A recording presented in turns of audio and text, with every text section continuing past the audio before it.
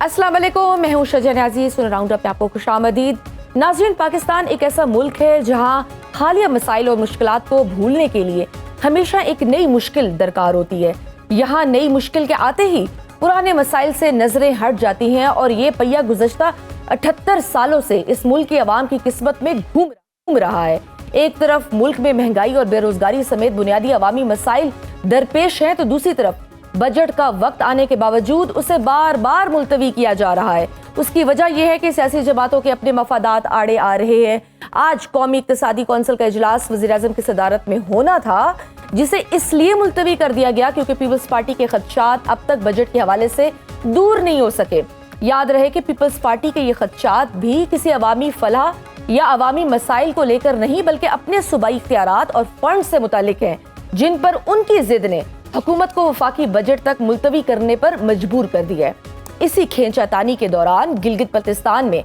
आम इंतखाबात का इनेकाद हुआ, जहां 24 नशिस्तों पर तमाम जमातों के उम्मीदवारों ने हिस्सा लिया। लेकिन हैरान कुन तौर पर अब तकरीबन 22 घंटों से ज्यादा का वक्त गुजर जाने के बावजूद कोई सरकारी हतमी एदादो शुमार सामने नहीं आ सके, जहां ये कहा जा सके कि किस जमात को कितनी नशिस्तें मिली हैं। इलेक्शन कमीशन समेत सरकारी निजाम के हालात का अंदाजा लगाएं कि सिर्फ 24 नशिस्तों के नताइज मुरतब करने में एक दिन से ज्यादा का वक्त लग चुका है, जिस पर तमाम सियासी जमातें तहफ़्फ़ुज़ात का इजहार कर रही हैं। पीपल्स पार्टी, जिसे अब तक के गैर सरकारी नताइज के मुताबिक अक्सरियत हासिल है और वो सबसे ज्यादा नशिस्तें जीती है, उसने भी इंतखाबात में फॉर्म 45 को लेकर एतराज़ात उठाए हैं। इसके अलावा तहरीके इंसाफ के हमायत याफ्ता उम्मीदवारों के हवाले से PTI क़यादत और जमीयत उलमा इस्लाम के सरबरा मौलाना फजल रहमान भी इंतखाबात पर तहफ़्फ़ुज़ात का इजहार कर चुके हैं। वाज़ेह रहे कि गिलगित में हुकूमत बनाने के लिए 13 नशिस्तें दरकार है, जो फिलहाल किसी भी जमात के पास नहीं है। एक तरफ गिलगित इंतखाबात के नताइज पर लोग हैरान हैं, तो दूसरी तरफ पाकिस्तान की शहर और सबसे अहम इकाई कश्मीर में हालात बिगड़ गए हैं। अवामी जॉइंट एक्शन कमेटी की जानिब से पेश किए गए 38 मुतालबात पर कई दिन हुकूमत के साथ बातचीत जारी रही और हुकूमत के बकौल उन्होंने 98% मुतालबात तस्लीम भी कर लिए थे, जिनमें बिजली की टैरिफ में कमी, सस्ते आटे की फरहमी और इशराफिया की इमारत का खात्मा शामिल था। मगर एक मुतालबा जिसने हालात को इस नहज पर पहुंचा दिया कि अवामी जॉइंट एक्शन कमेटी को कलअदम करार देना पड़ा, वो महाजरीन की 12 नशिस्तों का मामला था, क्योंकि कमेटी की जानिब से इन नशिस्तों को खत्म करने का मुतालबा किया गया। हालांकि 4 लाख से जायद मुहाजिरीन मुख्तलिफ अजला में आबाद हैं और उनके लिए ये नशिस्तें मखसूस की गई हैं। 7 जून 2026 को आज़ाद जम्मू कश्मीर की सुप्रीम कोर्ट ने सदर की जानिब से भेजे गए आईनी रेफरेंस पर एक तारीखी मशावरती फैसला सुनाया। सुप्रीम कोर्ट ने वाज़ेह किया कि कश्मीर मुहाजिरीन की 12 नशिस्तों को आईनी तहफ़्फ़ुज़ हासिल है, उन्हें किसी इंतजामी हुक्म या बैरूनी दबाव के तहत खत्म नहीं किया जा सकता। इन नशिस्तों में किसी भी किस्म की तब्दीली या खात्मा सिर्फ और सिर्फ आइन के आर्टिकल 33 के तहत आईनी तरमीम के जरिए ही मुमकिन है। इसके बाद एहतजाज के नाम पर मुसल्ला होकर फोर्सेस के एहलकारों को निशाना बनाना शुरू किया गया। गुज़श्ता रोज फोर्सेस के कई जवानों को यरगमाल भी बनाया गया, जिन्हें ऑपरेशन करके बाजियाब कराया गया, जबकि गुज़श्ता रात एक मुसल्ला जत्थे ने फोर्सेस पर हमला किया, जिसमें एक FC एहलकार समेत मुतअद्दिद पुलिस जवान जामी शहादत नोश कर गए और 3 दर्जन के करीब एहलकार जख्मी हैं। इस वक्त कलअदम ज्वाइंट अवामी एक्शन कमेटी के मुसल्ला जत्थों ने कश्मीर की कई शाहराओं को बंद करके एहतजाज के नाम पर पूरे इलाके को मफलूज कर रखा है, जिसके खिलाफ फोर्सेस का एक्शन जारी है। गुज़श्ता रात से लेकर अब तक रेंजर्स और पुलिस समेत फोर्सेस के जवान इलाके में अमन अमान कायम रखने के लिए मुसलसल मसरूफ अमल है। क्या मुहाजिरीन की नशिस्तें खत्म करवाने के लिए तशद्दुद का रास्ता अपनाने वाले कश्मीरियों के खैर ख्वाह हैं? इंतखाबात को भी 8 फरवरी के इंतखाबात की तरह मुतनाज़े क्यों बना दिया गया? बजट को लेकर पीपल्स पार्टी के खदशात किस हद तक जमहूरी और अवामी हैं? इन मौज़ूआत पर बात करेंगे। हमारे साथ मौजूद है सीनियर सहाफ़ी, सीनियर तज्ज़ियाकार सुहेल वड़ाई साहब। सर, आपको वेलकम करती हूँ स्नो राउंड अप में। सुहेल साहब, गिलगित के हवाले से ही बात शुरू करते हैं। गिलगित में हमने देखा है यूजुअली कि जब वफाक में जिसकी हुकूमत होती है उसी की गिलगित में भी हुकूमत बनती है, मगर हैरान कुन तौर पर नून लीग गिलगित में काफी पीछे है और पीपल्स पार्टी गैर सरकारी नताइज के मुताबिक मैदान मार गई है। आखिर नून लीग की वफाकी और पंजाब हुकूमत की कारकर्दगी का जो असर वो तशहीरों में दिखाते हैं, वो गिलगित समेत क्या बाकी मुल्क के अवाम के लिए मायने नहीं रखता? क्या वजह है कि नून लीग को पजीराई नहीं मिली? شجیہ پہلے تو جو آپ نے انٹرو دیا مجھے تو ایسے لگا پورے ملک میں آگ لگی ہوئی ہے، مہنگائی سے لے کے کوئی جگہ بھی پرسکون نہیں ہے. تو ایک تو میرا خیال ہے کہ ایسی سچویشن نہیں ہے. سب سے پہلے تو گلگت بلتستان کی سچویشن یہ ہے کہ 24 نشستوں پر الیکشن ہوئے ہیں وہاں پر، اور وہ علاقہ ایسا ہے جہاں پہ سیکٹیرین سٹرائفس ہیں، وہاں لڑائیاں ہوتی رہی ہیں، جنگ بڑی شدید قسم کی آپس میں ٹینشنیں بھی رہی ہیں، لیکن پرامن انتخابات ہوئے ہیں اور پرامن انتخابات کے نتیجے میں رزلٹس بھی آ گئے ہیں. اور جہاں تک وہاں پر سیاسی طور پر یہ کہا جا سکتا ہے کہ پی ٹی آئی کو لیول پلینگ فیلڈ نہیں ملی، لیکن دوسری طرف پرامن انتخابات ایسے علاقے میں کہ جہاں پہ ہر وقت ماضی میں کئی فسادات ہوئے، تو یہ ایک پازیٹیو چیز بھی ہے. تو بعض پازیٹیو چیزیں بھی جو ہیں ان کو نوٹس کرنا جو ہے وہ ضروری ہوتا ہے. دوسری بات آپ نے یہ کی کہ پیپلز پارٹی کیوں جیتی، تو پیپلز پارٹی کی گلگت بلتستان کے اندر اسٹرانگ ہسٹورک روٹس ہیں، اور پہلی بھی 2009 میں بھی پیپلز پارٹی جیتی تھی. اور اگر میں خود گیا وہاں گلگت بلتستان کئی دفعہ گیا ہوں، تو وہاں محترمہ بے نظیر بھٹو جب پاکستان آئی تھیں تو جب ان پر اٹیک ہوا تھا پہلا، تو اس وقت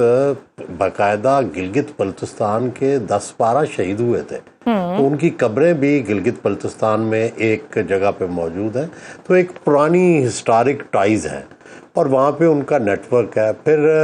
پچھلے الیکشن میں انہوں نے اپنے پریزیڈنٹ کو بھی بدلا تھا، جس نے ظاہر ہے یہ 4-5 سال کام کیا ہوگا اور اس کے نتائج بھی آئے ہیں، بہتر کینڈیڈیٹ ہے. اور دوسرا جو پیپلز پارٹی کے لوگ ہیں وہ زیادہ پرانے اپنی پارٹی کے ساتھ ایسوسیٹڈ ہیں، جو مہدی شاہ ہیں یا دوسرے جو لوگ ہیں وہ کوئی نیو انٹرنٹ نہیں ہے پارٹی کی کسی پارٹی میں، جبکہ باقی پارٹیوں میں لوگ نئے آئے نئے چہرے ہوتے ہیں، ایک پارٹی سے دوسری پارٹی میں چلے جاتے ہیں. تو اس کا اس وقت تو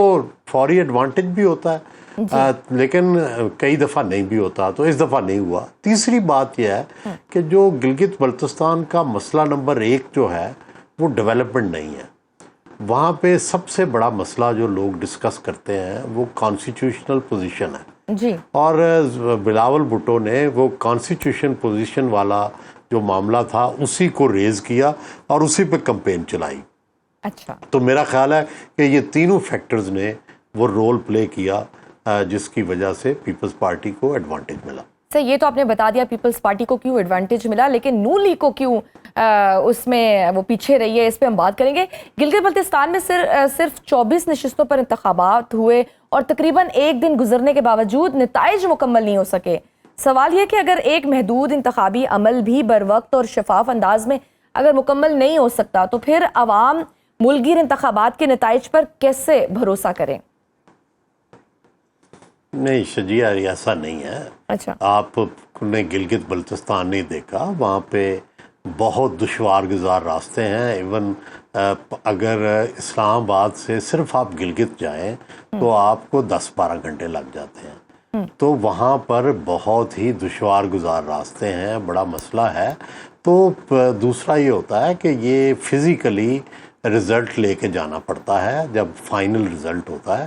میں خود بھی پریزائڈنگ افسر رہا ہوں، تو پھر جا کے رزلٹ جو کلیکٹ ہوتے ہیں. ہمیں ہر چیز پر شک نہیں ڈالنا چاہیے. گزارش یہ ہے کہ وہ جب وہ سارے کلیکٹ ہو جائیں گے، 12 گھنٹے کچھ بھی نہیں ہوتے. انڈیا میں 3 دن کے بعد جو الیکشن رزلٹس آتے ہیں، امریکہ کے الیکشن بھی ہم نے دیکھے تھے کہ وہ بھی بعض اوقات لیٹ ہو جاتے ہیں. تو جبکہ وہاں پہ کوئی ہائی ویز ہیں، وہاں پہ سارا رسل و رسائل جو ہیں وہ ہم سے کہیں آگے ہیں. تو بنیادی بات یہ ہے کہ اس حد تک تو ٹھیک ہے کہ وہاں لیول پلینگ فیلڈ نہیں ملی تحریک انصاف کو، لیکن باقی جو اعتراضات ہیں وہ میرا خیال ہے کہ جائز نہیں ہے. ٹھیک، کیونکہ سر انہوں نے خود ہی اناؤنس کیا تھا کہ 8-9 بجے تک ہم دے دیں گے نتائج، تو اس لیے میں نے سوال کیا کہ ابھی تک کیوں نہیں آئے. اور دلچسپ بات یہ بھی ہے کہ گلگت بلتستان میں جس جماعت کو یعنی پیپلز پارٹی کو سب سے زیادہ نشستیں ملتی دکھائی دے رہی ہیں، وہ بھی صرف فارم 45 اور انتخابی شفافیت پر سوال اٹھا رہی ہے. جب جیتنے والے بھی مطمئن نہ ہو، ہارنے والے بھی احتجاج کر رہے ہو، تو کیا یہ اس بات کا ثبوت نہیں کہ مسئلہ نتائج کا نہیں بلکہ پورے انتخابی ڈھانچے پر اعتماد کے فقدان کا ہے؟ میرا خیال ہے کہ یہی کسی انتخابی ڈھانچے کی کامیابی کا راز ہے کہ کوئی بھی خوش نہ ہو، کیونکہ کسی کی بھی مرضی نہیں چلی، اور الیکشن جو ہے وہ اپنی مرضی سے ہوئے ہیں، جس طرح کے لوگوں نے دیے ہیں، جو ہر پارٹی کی ایکسپیکٹیشن ہوتی ہے کہ وہی جیتے، ہر پارٹی کی مرضی ہوتی ہے کہ اس کے مطابق سب کچھ ہو، لیکن ظاہر ہے ایسا تو نہیں ہو سکتا۔ جو سارا ڈھانچہ ہوتا ہے اس نے سب چیزوں کو مد نظر رکھ کے ہی کرنا ہوتا ہے، تو ہمیں امید اور پازیٹیوٹی جو ہے اس کو بھی مد نظر رکھنا چاہیے۔ ہر چیز میں ضروری نہیں کہ شک ہو، ہر چیز غلط ہو، بہت ساری چیزیں ٹیکنیکل وجوہات کی بنا پر بھی ڈیلے ہو سکتا ہے۔ بالکل صحیح سر، ہم لیں گے ایک چھوٹی سی بریک، دیکھتے رہیے Snow Round Up. Welcome back to Snow Round Up. ہمارے ساتھ موجود ہیں سینئر صحافی سہیل رائٹ صاحب، اور ہم بات کر رہے تھے گلگت بلتستان کے الیکشنز پر۔ سر آپ پھر کہیں گے کہ میں کوئی ایک نیگیٹو پہلو اٹھا رہی ہوں اور پھر میں کوئی کنٹروورشل بات کرنے والی ہوں، لیکن یہ اعتراضات ہیں جو اٹھائے جا رہے ہیں، اس لیے میں آپ کے سامنے سوال رکھ رہی ہوں کہ 28ویں ترمیم اور بجٹ منظوری کے لیے جی پی کو جان بوجھ کر کہنے والے یہ کہہ رہے ہیں کہ پیپلز پارٹی کو دیا جائے گا تاکہ وفاق میں وہ حکومت کو مکمل سپورٹ فراہم کریں اور جو بھی نئی ترمیم اور بل آئے اسے منظور کیا جائے۔ کیا آپ سمجھتے ہیں کہ ایسی کوئی ڈیل ہو رہی ہے؟ پہلی تو بات یہ ہے کہ بجٹ سے پہلے تو کوئی ترمیم نہیں آ رہی، اب تردید ہو چکی ہے وفاقی سطح پر، تو اس لیے یہ جو بھی سپوزیشن تھی۔ دوسرا جو ظاہر ہے ڈائلاگ تو ہو رہے ہیں، بڑے عرصے سے ہو رہے ہیں کہ این ایف سی کے اندر کیا امینڈمنٹ کی جائے، صوبوں سے کیا لے کے وفاق کو دیا جائے، وفاق کو کس طرح مضبوط کیا جائے، لیکن ابھی تک کوئی فائنل نہ کوئی شکل آئی ہے، نہ کوئی فائنل فارمولہ جو ہے وہ ابھی تک آیا ہے۔ اور ابھی ریسنٹلی جو گلگت بلتستان میں بلاول صاحب کی تقریر تھی اس میں تو انہوں نے ان سب چیزوں کو رد کیا تھا، تو میرا نہیں خیال کہ ابھی بجٹ سے پہلے، دیکھو یہ ہر صوبے کا حق ہے نا، وہ کولیشن پارٹنر ہے، کیا وہ آپس میں مذاکرات بھی نہ کریں کہ ہمیں سندھ کے لیے کیا چاہیے اور وفاق کے لیے کیا چاہیے، تو وہ مذاکرات ہو رہے ہیں جو معمول کی بات ہے۔ اگر بجٹ 2 دن بعد بھی آ جائے گا تو اس مہینے پورے میں بجٹ جون میں کسی بھی دن آ سکتا ہے، ٹھیک ہے صحیح۔ اور سر وفاقی بجٹ کسی بھی ریاست کی معاشی سمت کا تعین کرتا ہے، لیکن پاکستان میں صورتحال یہ کہ بجٹ پیش کرنے سے پہلے اتحادی جماعتوں کے سیاسی مفادات، وزارتوں کے تنازعات اور وسائل کی تقسیم کے بھی جھگڑے زیادہ عام دکھائی دے رہے ہیں۔ پیپلز پارٹی کے تحفظات بھی عوامی ریلیف یا مہنگائی کے خاتمے پر تو نہیں ہے نا، بلکہ اختیارات اور فنڈز پر ہیں۔ سر کیا یہ کہنا غلط ہوگا کہ پاکستان میں جمہوریت عوامی نمائندگی سے زیادہ اشرافیہ کے وسائل کی تقسیم کا نظام بن چکی ہے؟ پہلے تو یہ سیاست کو سمجھنے کی ضرورت ہے کہ سیاست تو آپ نے خود لوگ بھیجے ہوئے ہیں، آپ نے الیکٹ کر کے لوگ بھیجے ہوئے ہیں، اور ان سے آپ توقع کرتے ہیں کہ سندھ کے لیے زیادہ پیسے لے کے آئیں، ڈیولپمنٹ لے کے آئیں، پنجاب سے آپ نے بندے بھیجے ہوئے ہیں، تو اسی کو سیاست کہتے ہیں نا۔ اور ان کے کون سے مفادات ہیں؟ اگر ایک پروجیکٹ سندھ میں چلا جائے گا یا ایک پروجیکٹ وفاق میں رہ جائے گا تو ظاہر ہے اس کے فوائد ہوں گے، ان کو سیاسی بھی، لیکن عوامی فائدہ ہے نا۔ تو بنیادی طور پر یہ فلسفی کہ سیاست کو ہی غلط کہنا، جمہوریت کو ہی غلط کہنا اور اپنے حقوق کے لیے لڑنے کو ہی مفاد قرار دینا، تو ویسے تو ہر ایک کا مفاد ہے۔ سر وہ اپنے مفادات کے لیے لڑائی کر رہے ہیں،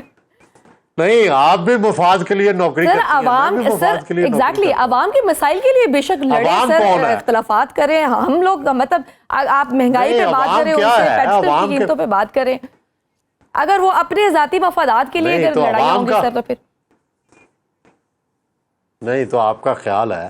کہ عوامی مفاد کیا ہے؟ کسی بھینس کا نام ہے، کسی گھوڑے کا نام ہے؟ عوامی مفاد پروجیکٹس کا ہی نام ہوتا ہے۔ عوامی مفاد جو ہے وہ مختلف جگہوں پر پیسے خرچ کرنے کا ہی نام ہے، اسی کو عوامی مفاد کہتے ہیں، کہ عوامی مفاد کوئی ایک الگ سے تو کوئی مخلوق نہیں ہے۔ صحیح، لیکن سر پیپلز پارٹی تو ہمیشہ ہی صوبائی خود مختاری اور 18ویں ترمیم کی محافظ ہونے کا دعویٰ کرتی ہے، لیکن جو ناقدین ہیں وہ یہ بھی کہتے ہیں کہ جب بھی وسائل کی تقسیم کا معاملہ آتا ہے تو اصولوں کے بجائے سیاسی سودے بازی شروع ہو جاتی ہے۔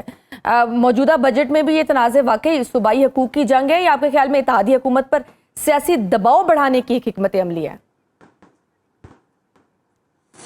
نہیں تو انہوں نے کمپرومائز کب کیا ہے؟ پوری تاریخ میں انہوں نے 18ویں ترمیم کروائی تھی ٹھیک ہے. 18 یہ بھی یاد رکھیں کہ 18ویں ترمیم انہوں نے کروائی تھی, 1973 کا آئین ان کے دور میں بنا ہے, تو ظاہر ہے اگر وہ اس کے لیے کھڑے ہوتے ہیں تو یہ ان کا حق ہے, ان کا ایک اصولی موقف ہے. وہ کہتے ہیں نئے صوبے بھی نہیں بننے, وہ یہ بھی کہتے ہیں کہ ہم نے صوبائی حقوق کی بھی جو ہے پہرے داری کرنی ہے, تو ان کا ایک موقف ہے, ان کو یہ حق ہے, لوگ ان کو ووٹ دیتے ہیں, لوگوں نے ان کی حکومت بنائی ہے, تو ان کو کیا موقف رکھنے کی اجازت نہ دیں ہم؟ بالکل دینی چاہیے. سر آپ نے ضیاء الحق سے لے کر موجودہ دور تک بھی پاکستان کی سیاست دیکھی ہے, کیا آج کا سیاسی بحران ماضی کے بحرانوں سے مختلف ہے یا صرف کردار بدل گئے ہیں اور کھیل وہی ہے؟ دیکھیں ہر دور کے اپنے بحران, اپنے چیلنجز ہیں. اس وقت پاکستان شاید اپنی تاریخ کے سب سے عروج پر ہے انٹرنیشنل لیول پر ڈپلومیسی میں. تو یہ اب اس بحران کو, جس کو آپ بحران کہہ رہی ہیں, اس بحران کو ہم ایک اپرچونٹی میں بھی بدل سکتے ہیں. تو یہ پاکستان کے پاس ایسی اپرچونٹی صرف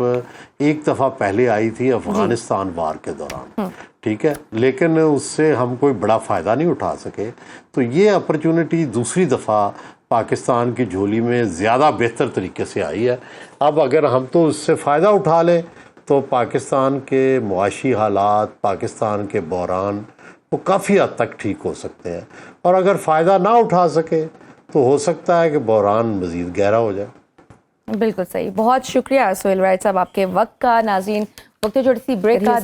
welcome back to Snow Round اپ. ناظرین ایران اور اسرائیل کے درمیان براہ راست عسکری ٹکراؤ نے خطے کو یکسر تبدیل کر کے رکھ دیا ہے. دونوں ممالک کی جانب سے ایک دوسرے کے جغرافیائی حدود کے اندر اہم عسکری اور معاشی تنصیبات کو نشانہ بنایا گیا ہے, جس کی تصدیق اب دونوں اطراف کے عسکری ذرائع کر رہے ہیں. اسرائیلی فضائیہ نے ایران کے جنوبی مغربی شہر میں واقع کارون پیٹرو کیمیکل کمپنی کے صنعتی کمپلیکس پر حملہ کیا, جس سے عمارتی ڈھانچے کو جزوی نقصان پہنچا. اس کے ساتھ ہی تبریز کے فوجی مرکز اور دارالحکومت تہران سمیت اصفہان میں بیک وقت ہونے والے دھماکوں نے اسرائیلی کارروائی کے پھیلاؤ کو واضح کیا. ایران نے اس عسکری اقدام پر فوری جواب الجواب کارروائی کرتے ہوئے اسرائیل پر بیلسٹک میزائلوں کی ایک نئی اور بڑی لہر داغ دی, جس کے باعث تل ابیب کے بن گوریان انٹرنیشنل ایئرپورٹ پر ہنگامی حالت نافذ کر دی گئی اور ملک بھر میں تعلیمی ادارے ہائی الرٹ پر ہیں. ایرانی پاسداران انقلاب نے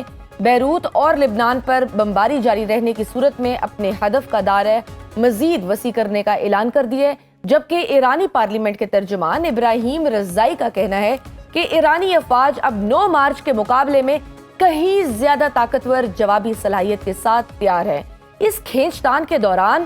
سعودی عرب کے شہر الخرج میں اچانک خطرے کے سائرن بجنے سے علاقائی تشویش میں اضافہ ہوا. تاہم سعودی سول ڈیفنس نے چند منٹ بعد ہی الرٹ واپس لے کر صورتحال کو معمول پر قرار دیا, جبکہ ایرانی حکام نے واضح کیا کہ سعودی عرب میں کوئی حملہ نہیں کیا گیا. دوسری جانب سفارتی محاذ پر واشنگٹن کی مداخلت نے ایک نیا موڑ لے لیا. امریکی صدر ڈونلڈ ٹرمپ نے اسرائیلی وزیر اعظم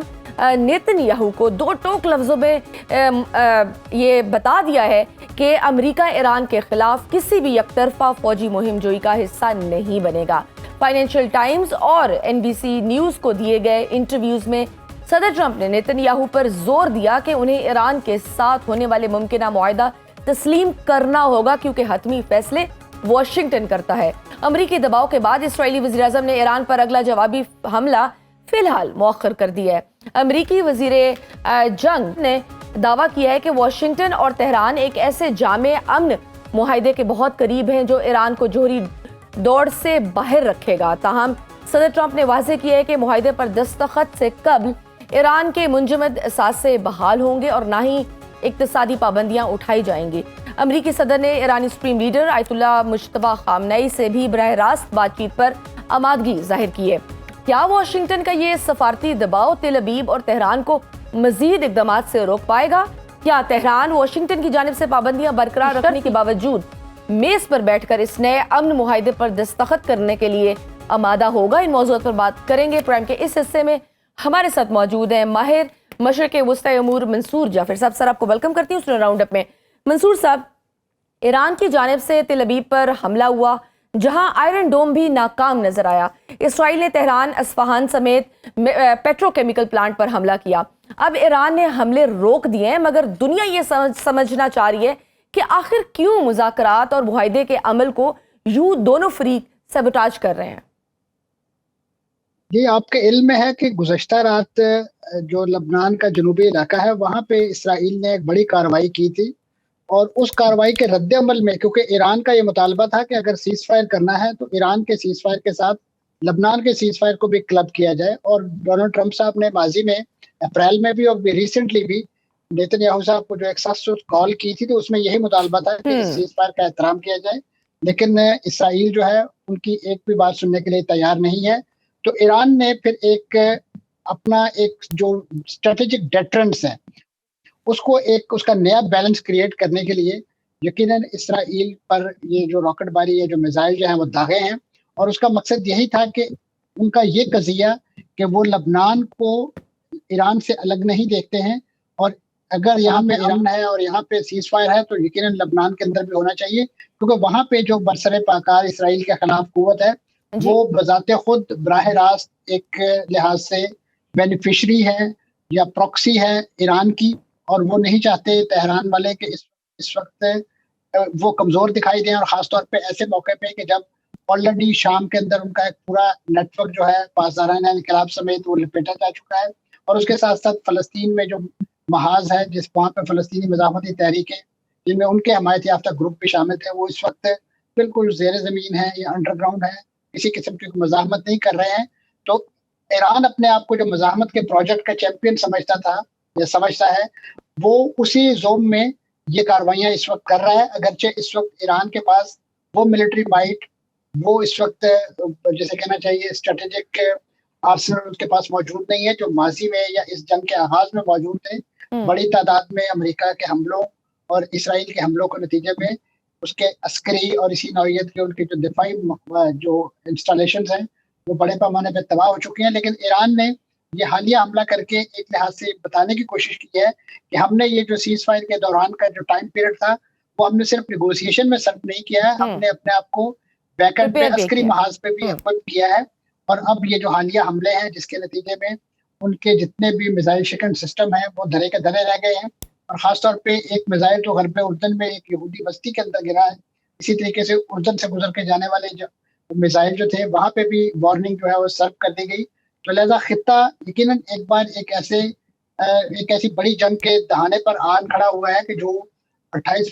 فروری میں شروع کی گئی تھی، اور اس کے بعد اس کے مختلف مراحل چاہے وہ سیز فائر اپریل میں ہونے والا ہو یا ادروائز، ان تمام کے اندر اسی نوعیت کے خدشات موجود تھے۔ جیسے آپ نے اپنے انٹرو میں ذکر کیا کہ انہی حملوں کے جلووں میں جو سعودی شہر القرش ہے وہاں پہ جو کچھ دھماکے سنے گئے، کچھ ایسی آوازیں کہ جس کے نتیجے میں وہاں پہ ایک سیکورٹی الرٹ جاری کر دیا گیا، لیکن ایران نے بر وقت اس کی تصدیق کرتے ہوئے اب ان دھماکوں سے لا تعلقی کا اعلان کیا یا اسے اپنی کسی کارروائی کا حصہ نہیں گردانا۔ آپ کے علم میں ہوگا کہ اس کارروائی جو رات کی گئی ایران کی طرف سے، اس کے فوراً بعد ایران کے جو وزیر خارجہ ہیں انہوں نے کئی ملکوں کے، اس میں یورپی ملکوں کے بھی وزراء خارجہ، پاکستان کے وزیر داخلہ، ان تمام کے ساتھ جو ہے وہ براہ راست فون کالز کی، اور انہیں بتایا کہ یہ کارروائی جو ہے یہ صرف اور صرف اپنا ایک اسٹریٹجک بیلنس ہے اس کو ریسٹور کرنے کے لیے، اور یہ بتانے کے لیے کہ لبنان کو ہم اس نوعیت کے اس موقع پہ نہیں چھوڑ سکتے۔ اور خاص طور پہ آپ کو یاد ہوگا کہ اس وقت لبنان کے اندر جہاں یہ محاذ اثر نو گرم ہوتا ہوا دکھائی دے رہا ہے، لبنان کے آرمی چیف جو ہیں وہ اس وقت پاکستان کے اندر موجود ہیں، اور ان کی یہاں پہ جو عسکری قیادت کے ساتھ ملاقاتیں ہیں وہ بڑی اہمیت کی حامل سمجھی جاتی ہیں، کیونکہ آپ کے علم میں ہوگا کہ اس وقت جو سیز فائر وہاں پہ لبنان میں کرایا گیا ہے وہ لبنان کی حکومت کی کمٹمنٹ پہ کیا گیا ہے، اگرچہ فائٹنگ وہاں حزب اللہ کر رہی ہے۔ ایسی صورت میں حزب اللہ کے خلاف وہاں کی حکومت کو یہ ٹاسک دیا گیا ہے اور فوج کو یہ مینڈیٹ دیا گیا ہے کہ وہ حزب اللہ کو ڈس آرم کرے اور انہیں اس طریقے سے نہتا کیا جائے جس طریقے سے وہ غزہ کے اندر وہاں پہ فلسطینی مزاحمتی گروپوں کو کرنا چاہتے ہیں۔ بالکل ٹھیک۔ اب یہاں پہ پاکستان کے اندر آرمی چیف کی موجودگی، لبنانی آرمی چیف کی موجودگی بہت سارے سوالات کو بھی جنم دیتی ہے کہ آیا وہ مہمان جو اس وقت فوجی سربراہ ہیں، آیا وہ کو اس نوعیت کی ڈیمانڈ، اس نوعیت کی نیگوسیشن کے لیے پاکستان کے اندر موجود ہیں؟ یقیناً پاکستان کا موقف دنیا کو معلوم ہے کہ انہوں نے جس انداز سے غزہ میں فلسطینی مزاحمتی تنظیموں کو غیر مسلح کرنے کے لیے کسی بھی کردار ادا کرنے سے انکار کیا تھا، تو یہ ایک میں سمجھتا ہوں ایسا پریسیڈنٹ سیٹ ہو گیا ہے کہ جس کی روشنی میں کم از کم جو بھی مہمان یہاں تشریف لائے ہیں ان کو اس نوعیت کی تو شاید مجال نہیں ہونی چاہیے کہ وہ اس نوعیت کی ڈیمانڈ پاکستان سے کر سکے، لیکن میں سمجھتا ہوں کہ لیکن پھر بھی اوبویسلی ان کا یہ دورہ کافی اہم ہے. بالکل ٹھیک. اچھا آپ نے ایک اور جو بات بالکل صحیح فرمایا، یہ صرف سیز فائر نہیں ہے بلکہ اس کے پیچھے ایران اپنی تیاری بھی کر رہا ہے. ایرانی پارلیمنٹ کے ترجمان ابراہیم رضائی نے بھی بڑے کیٹیگوریکلی کہا ہے کہ 9 مارچ کی جوابی صلاحیت کا حوالہ دیا کہ اس سے بھی زیادہ ہم سخت جواب دیں گے، ہم پریپیئرڈ ہیں. عسکری حلقوں میں تو یہ بھی افواہ ہے کہ ایران نے روس یا کسی اور ذریعے سے کوئی ایسی خفیہ اینٹی مائل ٹیکنالوجی حاصل کر لی ہے جس نے پچھلے 3 مہینوں میں کھیل بدل دیا ہے. بطور ایکسپرٹ آپ کی انٹیلیجنس اس بارے میں کیا کہتی ہے؟ کچھ ایسا ہے؟ جی اس میں بہت سارے محاذوں پہ جسے کہنا چاہیے پانی بہت سارا پلوں کے نیچے سے گزرا ہے. خاص طور پہ آپ کے علم میں ہوگا کہ ایسی اطلاعات بھی آ رہی تھی کہ نیوکس کے حوالے سے کہ ایون کہ شاید ایران جو ہے وہ کوئی ایٹمی دھماکہ کرنے جا رہا ہے یا اس میں تیاریاں، اور خاص طور پہ اس ضمن میں بالخصوص ان کا جو وہ شہر کا جو پلانٹ ہے وہاں پہ روسی جو ایٹمی سائنسدان ہیں ان کی موجودگی پھر اسی طریقے سے جس طریقے سے بہت زیادہ مطالبہ جاری تھا ایران کی اسرائیل کی امریکہ کی طرف سے کہ وہ نیوکس میں جو خاص طور پہ جو افزودہ یورینیم ہے ان کے حوالے کیا جائے، تو وہاں پہ اس نوعیت کی اطلاعات بھی ہیں. اور یقیناً اس میں جس کی طرف آپ نے اشارہ کیا ہے جو ٹیکنالوجی کے حصول کے حوالے سے، اگرچہ اس کے لیے کوئی مصدقہ اطلاعات ہمارے پاس نہیں ہے، لیکن میں سمجھتا ہوں کہ اس وقت جو کلیم کیا جا رہا ہے، اور ممکن ہے کہ اگر یہ جنگ کا دائرہ بڑھتا ہے اور اس کا یہ دورانیت طول پکڑتا ہے، ایسے موقع پہ شاید وہ ٹیکنالوجی کسی نہ کسی طریقے سے بروئے کار لائی جائے اور دنیا کو معلوم ہو جائے گا کہ ایران نے اپنی اس جو پیریڈ آف لل تھا اس کو انہوں نے صرف اور صرف ڈپلومیٹک ایونیو میں ایگزاسٹ نہیں کیا، بلکہ وہ عسکری میدان میں بھی اپنے آپ کو پوری طرح پریپیئر کرتا رہا ہے. کیونکہ جس دشمن کے ساتھ اور خاص طور پہ جس جارے ملک کے ساتھ ان کا واسطہ ہے وہ خطے کے امن کو تاراج کرنے کے لیے، اور خاص طور پہ ایران کے جو اسٹریٹجک اثاثے ہیں، چاہے وہ یمن کے اندر ہیں چاہے وہ لبنان کے اندر ہیں، ان کے درپے ہے. اور آج آپ نے دیکھا کہ حوثیوں نے بھی بحیرہ احمر میں جو اسرائیلی جہازوں کی نقل و حرکت ہے اس پر پابندی لگا دی ہے، اور اس کے ساتھ ساتھ خود اسرائیلی حکام نے اس بات کا بھی اعتراف کیا کہ کچھ میزائل جو ہیں وہ یمن کے سمت سے بھی حوثیوں کی طرف سے بھی داغے گئے ہیں. تو ایسی صورت میں یہ جو ڈونلڈ ٹرمپ صاحب کا بہت زیادہ جسے کہنا چاہیے out of the box solution کے طور پہ فوری طور پہ دونوں فریقوں کو اس بات پر راضی کرنا اور اس بات پر زور دینا کہ اس کا سیز فائر کیا جائے فوری طور پہ، ایران نے اور ایگزیکٹلی سر میں یہی آپ کو کہوں گی کہ جو ڈونلڈ ٹرمپ صاحب نے جو کہا ہے کہ سیز فائر کیا جائے، اور جو ایک اور چیز جو ہمیں یہاں پہ دیکھنے کو مل رہی ہے وہ اسرائیل امریکہ تعلقات کا ایک نیا ایسپیکٹ ہمارے سامنے آ رہا ہے، یا آپ کہہ لیں کہ تبدیلیاں آ رہی ہیں اس میں کہ صدر ڈونلڈ ٹرمپ کا نتن یاہو کو یہ کہنا کہ جی فائنل فیصلہ واشنگٹن کرتا ہے. کیا یہ نتن یاہو کی سیاسی موت کا پروانہ ہے؟ کیونکہ نتن یاہو کی پوری سیاست ہم نے دیکھی ہے کہ کس طرح سے ایران دشمنی پر کھڑی ہے، پھر فلسطین میں وہ جو سب کام کر رہے ہیں. اگر ٹرمپ انہیں روک دیتے ہیں تو نتن یاہو اسرائیل کے اندر دائیں بازو کے انتہا پسندوں کو کیا منہ دکھا پائیں گے، اور کیا وہ اپنی حکومت کو بچا پائیں گے؟ جو ان پہ ادھر کیسز ہیں جو وہ جنگ کا بہانہ کر کے اپنے آپ کو بچا پائے ہیں، کیا وہاں وہ اپنے آپ کو بچا پائیں گے اسرائیل کے اندر؟ دیکھیں جی یہ وقتی طور پہ تو بڑا پلیزنٹ لگتا ہے کہ ڈونلڈ ٹرمپ صاحب شاید اس وقت ناراض ہو گئے ہیں اسرائیل سے یا نتن یاہو سے، لیکن حقیقی معنوں میں دا ادر وے راؤنڈ ہے. آپ کے علم میں ہے کہ دنیا سمجھتی تھی کہ اس وقت خطے کے اندر یعنی مڈل ایسٹ کے اندر جو ہے امریکہ کی آؤٹ پوسٹ جو ہے وہ اسرائیل ہے، لیکن اس جنگ نے یہ ثابت کر دیا ہے کہ وہ ملٹری آؤٹ پوسٹ جو ہے وہ دراصل امریکہ کو ڈکٹیٹ کرتی رہی ہے، اور امریکہ کو غلط قسم کی بے بنیاد قسم کے انٹیلیجنس رپورٹس اور زمینی اس نوعیت کے فیکٹ فائنڈنگ مشن جو ہے وہ بھیج کے اس پر ان کو ایک ایسی جنگ پر تیار اور آمادہ کیا کہ اب آپ کے سامنے ہے کہ اس وقت جو صورتحال بن چکی ہے کہ اس میں ڈونلڈ ٹرمپ صاحب خود پھنس چکے ہیں. وہ اس جنگ سے نکلنا چاہتے ہیں کیونکہ ان کا سیاسی سروائیول اس جنگ سے نکلنے میں ہے، ادروائز وہ آنے والا الیکشن لوز کر سکتے ہیں، جبکہ نتن یاہو کا سیاسی سروائیول اس جنگ کے بقا میں ہے. کیونکہ جیسے ہی یہ جنگ ختم ہوگی تو ان کے خلاف قانونی مواخذے، سپریم کورٹ کے کیسز وہ سب کھل جائیں گے. جہاں تک انتہا پسند دائیں بازو کے ان لوگوں کا تعلق ہے تو وہ اس وقت بھی اگر چاہیں بھی تو وہ نتن یاہو کی حکومت کو نہیں بچا سکتے، کیونکہ جس برے طریقے سے وہ پھنس چکے ہیں. اور اس وقت ڈونلڈ ٹرمپ صاحب جس انداز سے شٹ اپ کال دے رہے ہیں ہمیں، اور بالخصوص یہ جو انتہا پسند वहाँ पे यहूदी आबादकार की नुमाइंदगी करने वाले वुज़रा हैं, उनकी हैसियत परे-कार की नहीं है। आप देखिए कि पूरी यूरोपीय दुनिया के मुख्तलिफ कैपिटल जो है, उनके यहाँ से पैदा होने वाली मुख्तलिफ अशिया की दरामद पर पाबंदी आयद कर रहे हैं, उनके सफरी जो परमिट्स जो है वो वापस किए जा रहे हैं, उनको गिरफ्तारी के हवाले से ऐलानात किए जा रहे हैं। तो ऐसे में उन यहूदी आबादकार वुज़रा के नुमाइंदों के पास कोई ऐसी पावर नहीं है कि वो नेतन्याहू को हुकूमत में रख सके, क्योंकि आने वाले दिनों में अगर वो कानूनी मुआवजे से बच गए तो वो सियासी तौर पे जो उनके मुखालिफिन साबिक 2 वज़रा आज़म ने अपना एक सियासी इत्तेहाद जो बनाया है टुगेदर के नाम से, वो उनका सियासी क्रियाक्रम जो है वो करने के लिए मैं समझता हूँ काफ़ी है। उसके लिए आपको अक्टूबर तक इंतजार करना होगा, क्योंकि अब तो शायद वहाँ पे एक कबल अज़ वक्त इंतखाब के हवाले से भी एक करारदाद उनकी कनेसेट ने वो पास की है, और उसकी रोशनी में शायद उससे मुद्दत से पहले ही डोनाल्ड ट्रंप साहब जो है वो अपने उस सफर आखिरत के जिसके लिए उनकी आखिरी मंजिल वाशिंगटन करार पाई है, और डोनाल्ड ट्रंप साहब ने उनको बड़ी पेशकश की है कि अगर उनके खिलाफ कोई ऐसी कार्रवाई होती है तो हम उन्हें पनाह देने के लिए तैयार हैं। बिल्कुल तो सही, फिर आपको मालूम हो। बिल्कुल सही। सर, लास्ट क्वेश्चन कि ट्रंप की जो शर्त है ईरान के लिए कि ना असासे बहाल होंगे ना पाबंदियां हटेंगी, बस मुआहदे पर दस्तखत करो, ये तो आप यूँ कह लें कि सीधा सीधा अनकंडीशनल सरेंडर का मुतालबा है। और आपने देखा है जिस तरह से ईरान रेजिलियंस का मुजाहिरा कर रहा है, वो क्यों करेगा सरेंडर, आखिर इस पॉइंट पे आके, और ईरान जैसे नजरियाती मुल्क का सुप्रीम लीडर इस तजलील को क्यों कबूल करेगा? ट्रंप के पास ईरान को झुकाने के लिए आपके ख्याल में असल ब्लैकमेलिंग टूल क्या है? और एक जाने वो हम देख रहे हैं कि वो ईरानी supreme leader Ayatollah Mujtaba Khamenei से बरह रास्त बातचीत करने के भी ख्वाहिशमंद नजर आते हैं।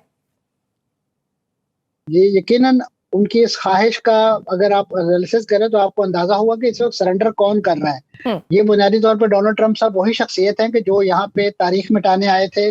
और इनकी क़यादत और इन पे एक रजीम चेंज का एजेंडा लेकर आए थे। आज उसी रजीम चेंज के साथ वो एक सेल्फी खिंचवाने के लिए बेचैन दिखाई देते हैं, ताकि वो दुनिया को दिखा सकें कि देखिए हमने कुछ माहिदा कर लिया है और उस माहिदे का ये नतीजा है। तो ये असल शिकस्त तो डोनाल्ड ट्रंप साहब की है कि जिस सिस्टम को वो बिल्कुल तजने चाह रहे थे, तबाह करना चाह रहे थे, आज उसी स्केलेटन ऑफ दस्तूरी जो भी सेटअप है उसके सामने ना सिर्फ वो बैठे हैं मुज़ाकरात की मेज सजाए, बल्कि उसी के साथ वो सेटलमेंट के लिए